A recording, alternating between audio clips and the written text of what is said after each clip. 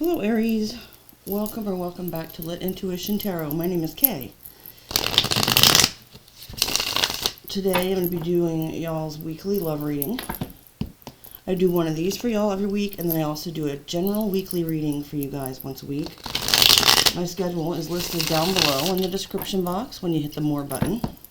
Also down there you will see a list of the decks that I use, both Tarot and Oracle. Instructions for how to donate to my channel if you're so inclined, and a link to my website where you can book a personal reading with me or order a personalized avatar birth chart. Those are now on sale. So today the love reading is going to look at just some patterns that you've kind of had throughout some of your relationships leading up to now, and maybe even including now. Kind of looks at your weaknesses and strengths and sort of how to overcome or apply those. But it's not saying everything's your fault, Aries, so don't take it that way. It's just that I don't like to do a lot of the spying type readings. I explain the full missions of my website linked below. So let's get started and take a look at love for you this week, Aries. I'm using the Cat Tarot, by the way, and I hope everyone had a wonderful Christmas if you celebrate. Let's get started. Okay, these are new, so just making sure they're not too stuck together. Spirit, please show me Aries in love this week. So right away, we have the Four of Pentacles showing up. These are a little pale. You might not be able to see them well, but I still like to show them. And of course, I'll interpret these and what they mean, Aries, as all the cards are laid out on the table. Thank you, Spirit. Please show me. Next we have the Page of Pentacles. That's Earth energy, so Taurus, Virgo, and Capricorn.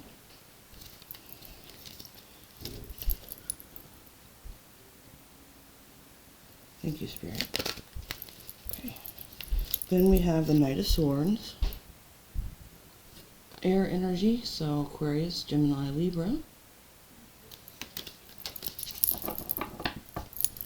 Spirit, please show me Aries in love this week.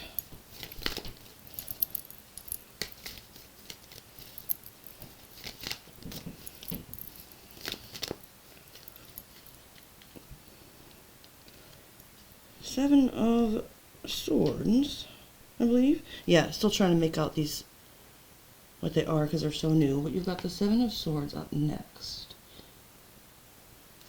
Well, that's interesting. And you'll find out why when I tell you what these cards mean, but you continue.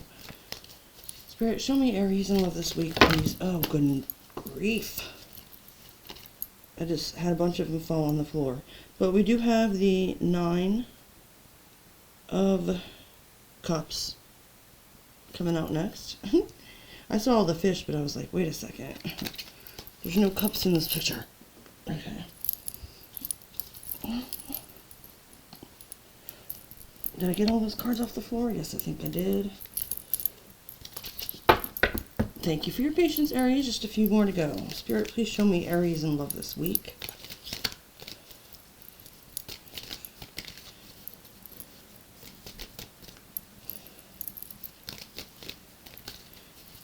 I really don't know how I'm going to deal with that Seven of Swords for what it means in this spread, but I'll get to why in a minute. And I think you guys might be the first sign I clarify for, because that just doesn't make sense there.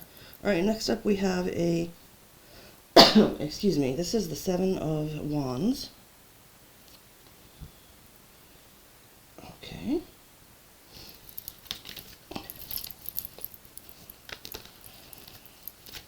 Followed by the Seven of Cups, Scorpio energy. Seven of Wands was Leo, by the way. And these signs don't have to matter. I just like to mention them for those whom it may be a confirmation, or, you know, just in case it's significant to you. I didn't mention either that the Nine of Cups is actually Pisces energy. We've just got two more cards to grab here. Thank you, Spirit. Please show me Aries in love this week.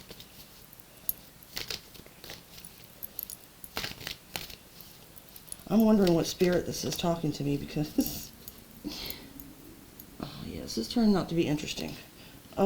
Next up we have the Nine of Pentacles. So we got 9779. on that bottom row, somebody could be born in on September 7th of 79. I don't know, just throwing it out there. I don't have that many viewers yet, so it would be very strange if that were the case. Aries, show me one more card for Aries. And alright. Last card out, Ace of Swords.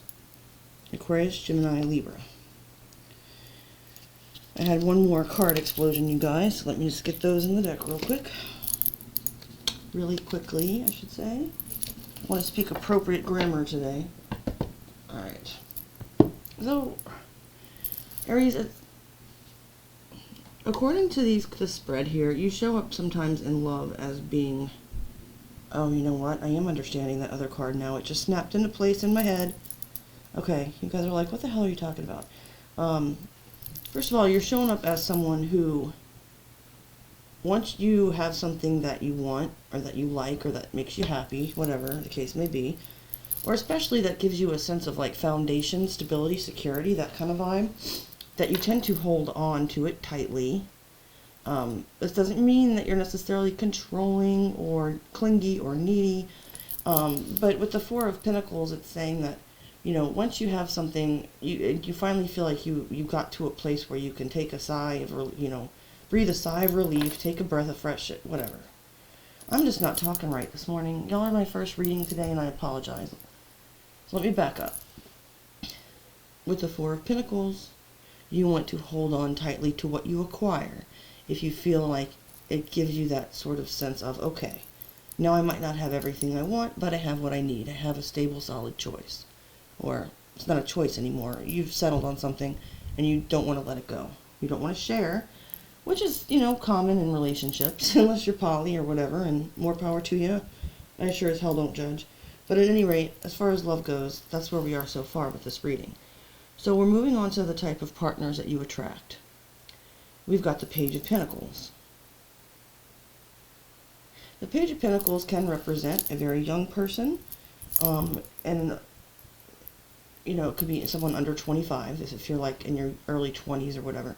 But it's sometimes also indicated to indicate a younger, like in a love reading, it could be that you attract younger partners, or that even if they're not younger in actual age, they may exhibit more of like an immaturity to them, or kind of like a youthfulness even. It doesn't have to be negative, but people who are just not as mature in you in some way, shape, or form or fashion. It can also be people that come towards you with kind of small offers, like they might not have a lot to give. You know, even if with the Page of Pentacles, it's going to be good, you know, it's a positive card, and it is about, you know, the earth thing. So these people might actually be offering you something halfway solid, but it's just, you know, it's a small beginning, and they may kind of be intimidated by you, Aries, or kind of, I don't know, I'm just kind of getting that vibe, like from the page energy. Okay, so next, it says what kind of partner you want to attract. Well, not it says, because I'm not reading, but this is what the card is about. You've got the Knight of Swords. So Aries, you are just interested in the truth, the whole truth, nothing but the truth. You would rather somebody tell you something to your face that was kind of blunt and maybe even hurtful than to tell you a lie. This is also the person that probably pursues truth like in other areas of their life and not just in the connection. You know, so it may be somebody who likes to stand up for certain causes, or who's interested in law, that type of thing.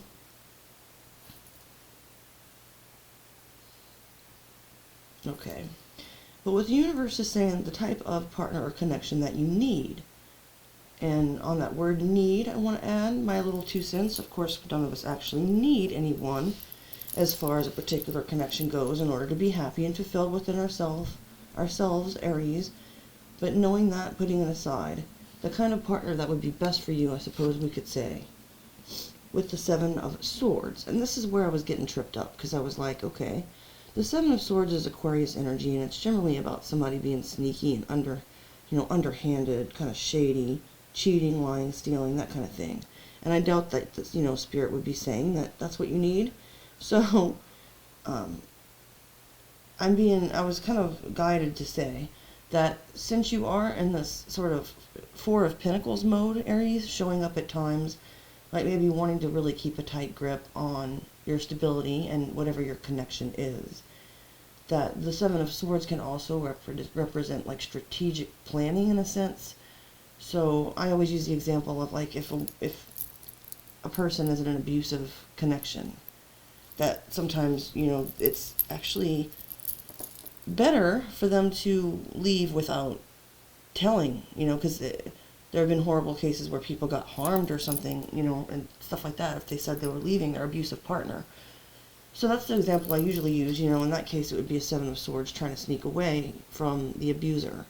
But using it in that kind of fashion, I think Spirit is trying to say, or what I feel, is that you don't have to show all of your cards about that. So like, say you really meet the one and you feel this way about them, kind of like this almost possessive, you know, that person belongs to me, or I really want to keep this one around, this one's a keeper. Then think about, you know, take some time to like observe and analyze maybe that person, not in a cold, calculating way, but there is an element of strategy involved, because you don't want to show all your cards right away and be like, yeah, I'm going to make you my wife, you're gonna marry me someday, or I want to have your baby, or whatever the case is. Like, it's okay for you to really recognize the worth in someone, but, you know, be a little bit more, you don't have to tell the person the whole future that you have planned out with them right away. So if that's something that you've tended to do, you know, it's just saying that somebody that you can really kind of analyze at a distance and make a plan to benefit both of you. That's really kind of what I'm getting. It's very subtle, but hopefully it makes sense to you too, Aries. Moving on though to your strengths with the Nine of Cups. You are very aware of what you want, Aries, of what makes you happy, which is, you know, might be why you like to kind of stake your claim on partners right away if you know they're the one. So you're very much about, you know, making sure that you're fulfilled first, which is important, of course, and that makes sense with the, you know, typical sort of Aries temperament as described, although you're all different and have different things in your chart. But so you can be very self-focused, but not in a bad way. Just like, you know what you need for your wish fulfillment to come true. A good way for you to apply that strength and utilize it in your connections. So here we are at the Seven of Wands. You know how you do have good boundaries. I will say things when they come into my head and I don't feel like they're 100% a thought that I would have come up with on my own, Aries. That's just how I channel things sometimes. And I'm picking up that even though you may be somewhat, at times, a little insensitive or unaware of other people's boundaries with that Four of Pentacles and wanting to hold on to them, you're very dead set about your own. You're very good at standing your ground, and if you fought a battle and won, especially, you don't lose anything. You know, you hold your ground.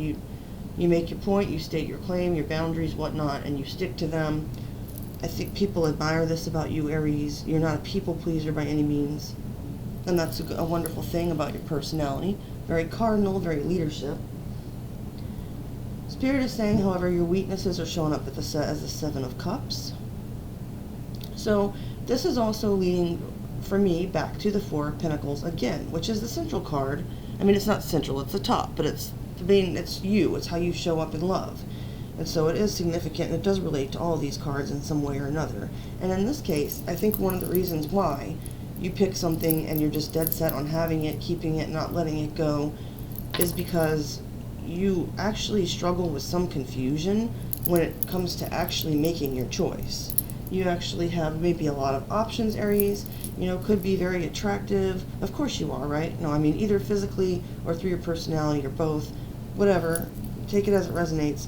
But so you have a lot of different partners or connections to choose from. And so your weakness can be, maybe kind of staying a little bit too long out playing the field. But then when you do, you find somebody and then, you snatch them up. Okay, so how Spirit is saying you can overcome this weakness. The Nine of Pentacles.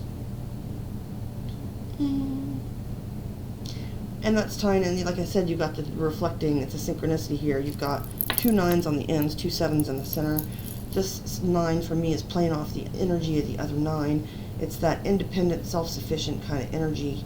So maybe when you aren't with anyone, Aries, I'm not saying that you're the type to jump from relationship to relationship, and if you are, I don't judge. It's none of my business.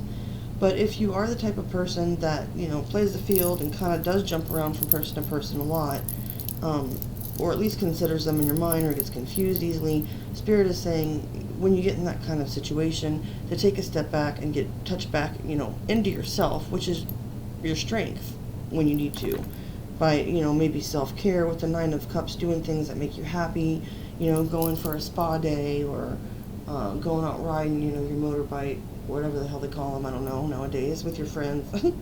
So, yeah, just to step back into that independent spirit. And that will also keep you from going into 4 of Pentacles mode, which, like I said, doesn't have to be all bad. It can be about establishing a good, healthy foundation and holding on to it. But, you know, take it to extremes, it can be seen as controlling behavior.